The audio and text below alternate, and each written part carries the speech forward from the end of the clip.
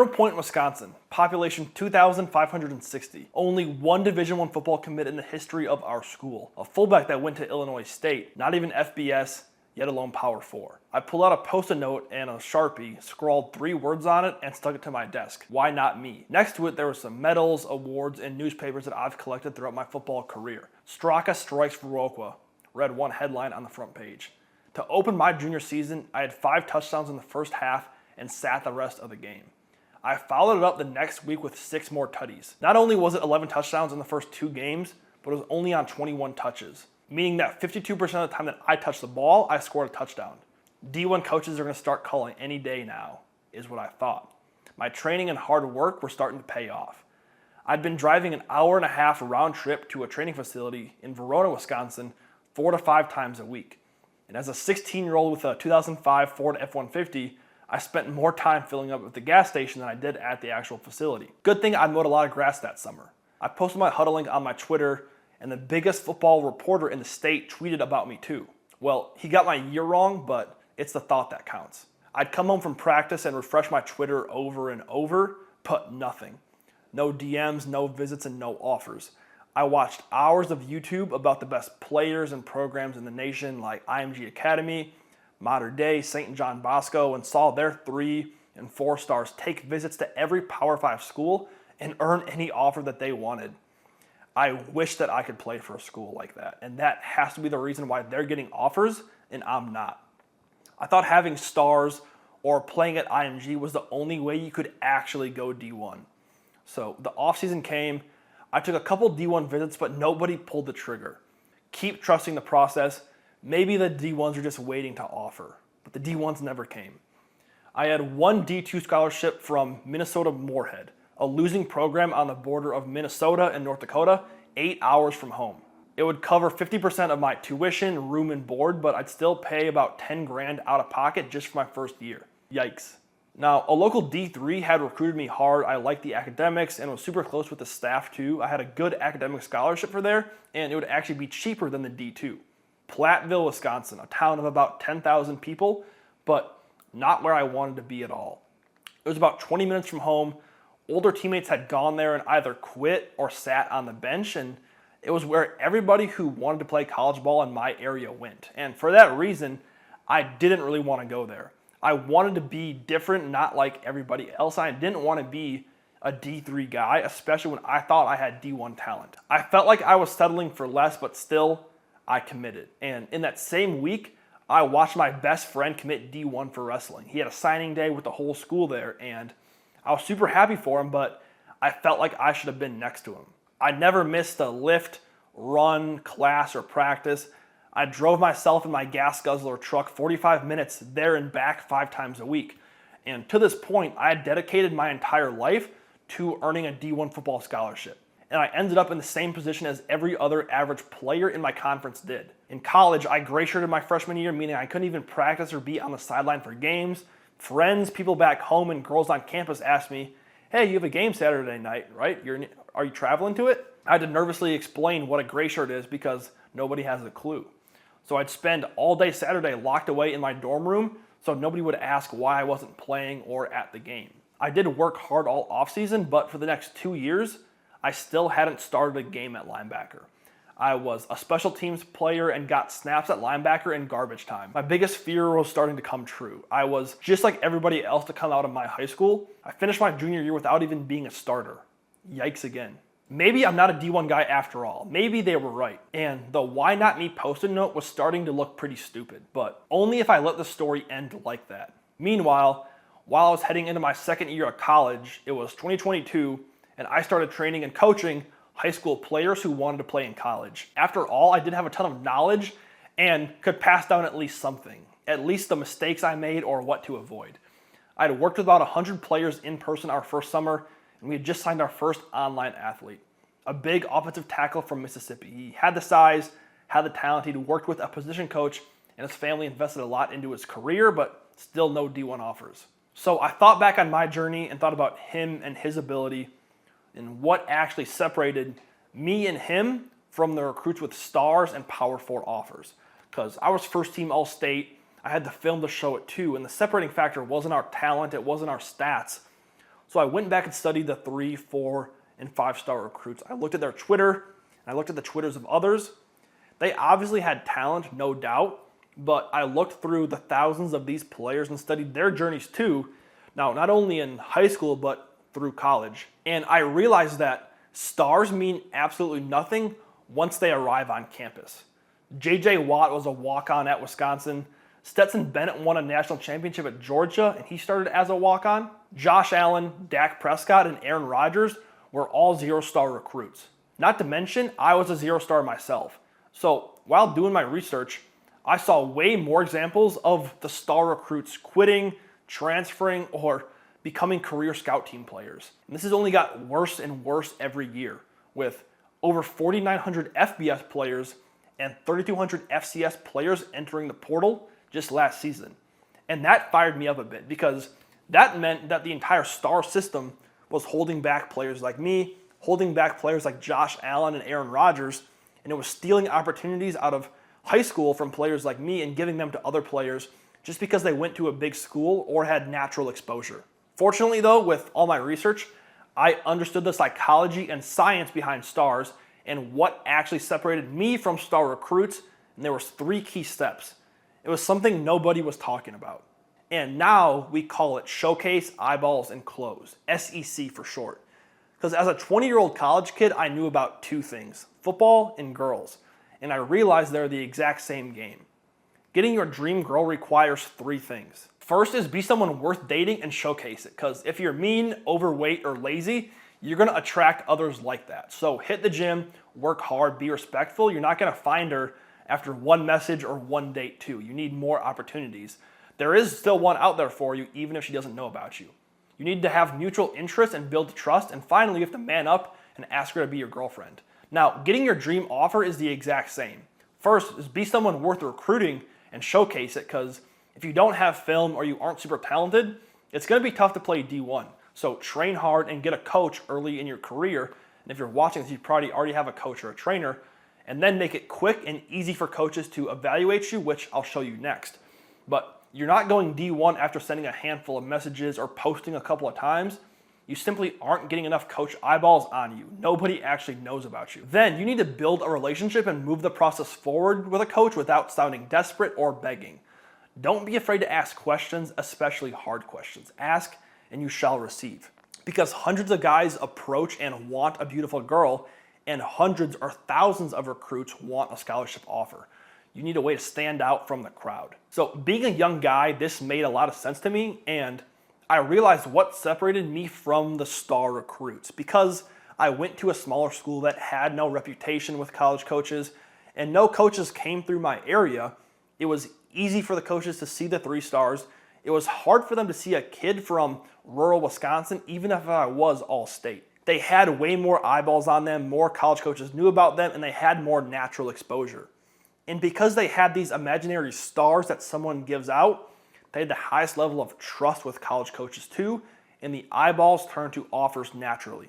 So I boiled it down to 3 specific steps that anyone can take so they can position themselves as a star recruit. So first, having film and making it easy for coaches to see it. We call this showcase. 2, getting enough coaches to view you and evaluate you, which is getting eyeballs on you. And 3, building trust and converting those eyeballs into offers, moving the process forward without being pushy or annoying. We call this the close. Most importantly, you need all 3 of those steps. And I like to think about it as a stool with 3 legs or 3 supports. If one is missing, it's going to crumble. And I built out these 3 steps and put it into a roadmap. And I had a feeling come over me, a feeling that I felt a couple times before in my life. Before those first 2 games of my junior year in high school, I had the same feeling. It's a level above confidence or self-belief. I had 110% conviction that whatever was about to happen would be crazy. This could change recruiting forever. I imagined a future where you didn't need stars or to play at IMG to go D1. The system that we use today is built off of these 3 principles, but has undergone hundreds, if not thousands, of additions, subtractions, and changes. I built these 3 steps to work for any talented football recruit with film and ability who wanted D1 offers, even if they didn't have any stars or play at a top program. And it worked. Our first athlete landed an SEC offer and finished high school with over 20 offers, and he committed to Southern, a D1 in Louisiana, on a full ride scholarship, and he didn't have any stars. This was the first crack in the star system. Then I finally got my opportunity to start at linebacker as a senior and team captain at Platteville. I led the team in tackles and was first team all-conference in the WIAC. Luckily, because of my gray shirt year, I had the option to take my 5th year. I still had 1 season of eligibility. Blessing in disguise. And about a month later, January 2025, I took a winter break trip down to Arizona with a couple close friends, and we had a lot of time to think. We took a mini road trip to the Grand Canyon and stopped nearby Sedona on the way back in a dark sky community. There's rules about special dark lights or no lights at all, so there's very little light pollution. Folks come from all over and stargaze to take in the night sky, and up to this point in my life, stars had an interesting meaning to me. For a while, my dad was a science teacher. He's a very smart guy, and he taught me all the constellations and how they came to be, and I enjoyed spending time with him learning about the stars. And when I made it my mission to go D1, I thought I had to have stars. 3-star, 4-star, 5-star. I signed up for a rivals camp in Chicago thinking that I'd get stars or that I'd get ranked. And needless to say, I didn't get any stars. Just a no-star prospect out of rural Wisconsin. That must be the reason why I'm not D1, I thought. Because a guy in an office somewhere who hasn't ever seen me play in a game didn't put 3 or 4 shapes next to my name on a website. And the Arizona night sky made me think, what if stars had nothing to do with it? What if stars don't mean anything at all? So I took a photo on my iPhone to remember the night. Luckily, one of my talented friends brought his camera and took a photo too. I wrote 3 familiar words on it. Why not me? And that night, in the middle of nowhere, Arizona, the stars and night sky changed my life forever. At this point, we had trained over 600 athletes in person and over 50 online. We worked with a select number of those players at a higher level to help with recruiting. I had a real recruiting system that was repeatable and I was 100% confident in, but I was stuck at a crossroads. I could play it safe, finish out my career at Platteville, as after all, we were coming off an outright conference title for the first time in 55 years. I was a team captain and we had a good team coming back. Or I could do the unthinkable. I could use the scholarship system that I created and try my chances at the transfer portal. However, it was already the middle of January and the winter portal window was already closed, meaning that most D1 transfer spots were already filled. I talked with an old coach I had who coached both at the D3 and D1 levels. He asked me, why'd you wait so long to get in the portal? You kind of hurt yourself. So I had the odds stacked against me. Not to mention, I compared my measurables from my senior year of high school to my senior year of college. Senior year of high school, I was 6 foot, 210 pounds, 4.71 40-yard dash, 495 squat. Senior year of college, 6 foot, 215 pounds, 4.69 40-yard dash, 500-pound squat. I didn't shave a tenth off my 40 time. I didn't put on 25 pounds of muscle. More or less, I was the same player. So doubt started to creep in. I did wait until January. Spots were filled, and I didn't exactly become Brian Urlacher in my 4 years at Platteville. Is this even possible? How many people have ever jumped from D3 to D1? But this time around, I was armed with a proven process and a roadmap. Would it be enough to go D1? I wasn't sure. Would it work even if I didn't have stars? To be determined. But I thought, why not me? So I talked to my coaches at Platteville, and we came up with a deal. I'd enter my name into the portal, but keep it under wraps, so that way if it didn't work out, and I didn't get an offer I liked, I could still come back and I wouldn't lose trust with the team. After all, I was a team captain and leader, but this threw me another challenge though. I couldn't post on Twitter or make any public announcements. If I did, my teammates would see, and that wasn't the deal. Also, our coaching staff at Platteville was very close with the Wisconsin Badgers staff. The Badgers would do their first week of fall camp in Platteville and at our facilities before we even arrived for fall camp. So my coaches said they'd put in a word for me. And I grew up going to every Badger home game with my dad. We had season tickets, and that was my dream offer when I was in high school. But I knew that hope or relying on others' connections is not a strategy.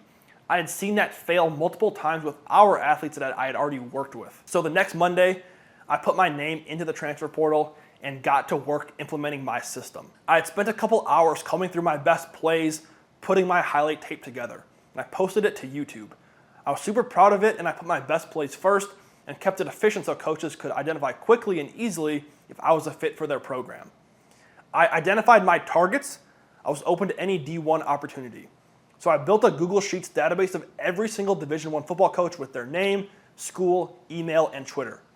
3,472 FBS coaches and 1,842 D1 FCS coaches, totaling 5,314 D1 coaches to be exact. These were the only foundational steps that I could do. I couldn't make a big Twitter announcement post. I couldn't change my bio. I couldn't post the link to Twitter. Yes, it would make it more difficult to get attention and eyeballs on my film, but I still had a Ferrari in the garage, ready to hit the racetrack for the first time. Introducing the exposure engine. Having their contact info was really just a first step. Anyone can get their info. The next step was to get as many D1 coach eyeballs on my film as possible. And I had 5,314 opportunities in the database. The problem was school was starting back up, I was training every day, and still coaching a couple dozen other athletes too. I had no time to reach out to all 5,314 coaches on my own on both email and Twitter and send follow-ups. In high school, I reached out to about 250 coaches and thought that it would be enough. And it still took me a lot of time and effort manually. And that was one of the many mistakes that I made my first time through. I simply wasn't getting enough eyeballs on me. It takes thousands of consistent messages over the course of a couple months or year. Yes, it's a lot, but it works. So I set up a brand new email under my domain name because Gmail can flag your account if you're sending too many or copy and paste. And not to mention, a normal email address to a .edu email, which is all coaches' emails, can go straight to spam. But that means if you do it right, email can be one of the most powerful tools to get in front of college coaches, and not many do it right. One of the most important parts is the message should appear like it's coming from you and your email, meaning someone else sending messages on your behalf, using a recruiter with no connections, or using a recruiting service platform to send messages is often viewed by college coaches as unserious, and they can tell right away. What's special about this is that it looked like I was sending regular emails and personalizing the coach name and school name or city name with each email. And I was doing it thousands of times. The power of the exposure engine. I ran the exact same system with Twitter DMs, which don't have the same tracking features, but is still wildly successful. Between email and Twitter, I generated over 100 coach follows on Twitter and over 500 views on my highlight tape, all in about 30 days. And remember, the message and link was only going to D1 coaches who were the hardest to reach and the busiest. Yeah, pretty awesome. Yet some players are happy with 100 followers and 200 views on their film, but still think the answer is going 10 times harder in the weight room or just trusting the process. I understand because I thought the same thing my first time around. Now I'm letting you know that it doesn't have to be that way. I created an unfair advantage for me by getting 100 times, even 1,000 times the eyeballs on me compared to other recruits. And it was all automated, all done for me with the exposure engine. So instead of constantly refreshing Twitter while sitting in high school English class and seeing nothing, now I had a constant flood of follows, messages, and attention, which was a great start. But you know, follows, messages, and visits don't get you running out of the tunnel with 80,000 fans screaming. Because without a way to convert that attention into real, full ride scholarships, then I would have been stuck in the exact same position that I was 4 years earlier, which was a handful of D1 visits, but nothing else to show for it except a cool picture on Twitter. So now I knew that the real game was starting, and I needed a way to accelerate the process to an offer without chasing, begging, or looking desperate. Instead, having clear steps to make coaches try and impress me with what they have to offer and not the other way around. And an actionable process to build trust rapidly and leapfrog myself to the top of their recruiting board. And I've boiled it down to 5 simple steps, and I call it the Offer Accelerator. Question-based openers, demonstrating higher value, qualifying questions, trust building, and finally the close and committing.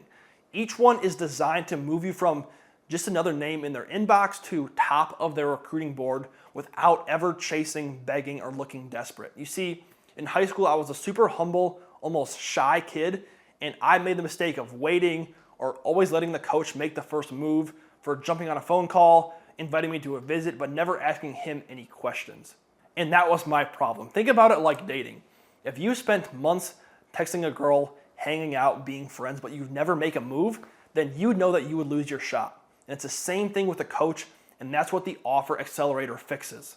But before my first message had even started sending, I hit a random stroke of luck. The linebacker coach from Texas Permian Basin, which is a D2, the coach is from Wisconsin and coached a couple of years in the WIAC, and somehow had heard about me, reached out and offered me a scholarship over the phone.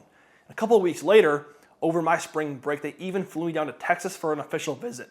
The thing is though, if I only relied on luck and connections, this would have been my only option, which was still a good offer, but it's not why I got into the portal. On my way to the Madison airport that morning to fly down to Texas, the general manager at BC, yeah, college programs have GMs now, kind of crazy, called me and wanted to bring me out for a visit.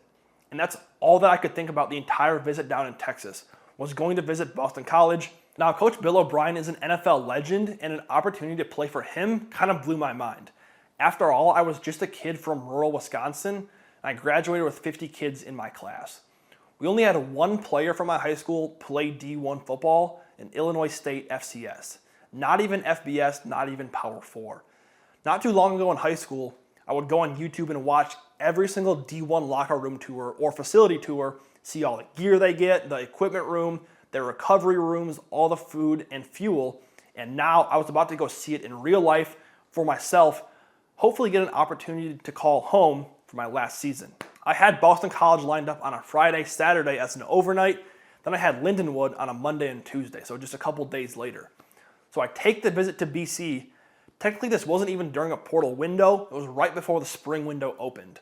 So I went to their last spring practice. I met the staff, the campus tour, all the stuff. I meet with Coach O'Brien, and he says he thinks that I can help them out and they would love to have me, but they don't have any scholarship spots at linebacker. But with the new rev share rules that were starting in June, that I would get paid rev share money. So basically, it ends up like a partial scholarship. So for me, a Power 4 partial scholarship, I was in 100%. I told him I would take my visit to Lindenwood and have an answer for him on Wednesday. I still remember calling my parents on my way to the airport. This was the proudest moment of my life, and I hadn't even committed yet. They made a ton of sacrifices for me to be able to get to that point, and not only driving me places, paying for training, cleats, gear, or whatever I needed, because if you're watching this, your parents have probably done the same, but them raising me the right way, treating others with respect, competing in everything that I do. And my dad played every sport with me all the time. Even my mom would play football with me in the backyard as well. Being able to make them proud like that is one of the greatest feelings ever. After I committed and started playing, they brought some more family to my game at Michigan State, giving them the opportunity to watch me run out of the tunnel and play in front of 80,000 people. And not too long ago, my dad and I were the ones in the stands at Badger games thinking about how cool it would be to play on a Big Ten field. And I was able to do it all because I could showcase my talent and character and put it into a repeatable step-by-step process, and that's something that I can take with me for life, even if I didn't go to a big, popular high school or have stars. And between the exposure engine and the Offer Accelerator, I can credit millions of dollars in scholarship money earned between my athletes and I, meaning it's the most effective way to earn scholarship offers, even if you don't have stars, connections, or go to a big school. This is exactly what I did, and you can see the screenshots, pictures, and proof.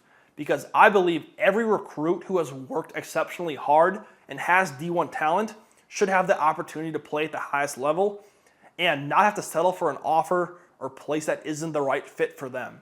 So if you already have film, a Twitter profile, and you've already done the training, camps, or 7-on-7, and you like my one-to-one help to implement this entire system to help you earn scholarship offers, then you can book a call below with me or my team. We'll ask you some questions to see if we can help and what your roadmap would look like. But at the very least, you'll get some direction and action steps to move the process forward.